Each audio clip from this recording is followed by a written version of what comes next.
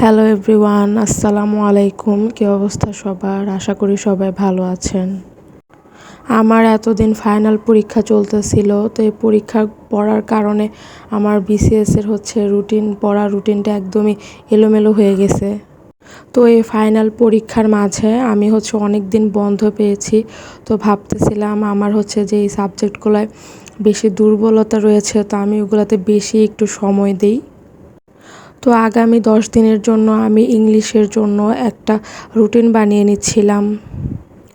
আমি ইংলিশের জন্য জাহাঙ্গীর আলম স্যারের মাস্টার্স বইটা ফলো করি। এই বইটা আমার জন্য অনেক ভালো। আমার পড়তে অনেক সুবিধা হয়। এখানে অনেক প্র্যাকটিসের অপশন রয়েছে।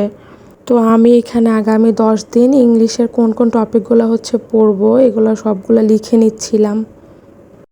আগামী 10 দিনের মধ্যে আমি যতটুকু সম্ভব এই টপিকগুলো শেষ করার চেষ্টা করব।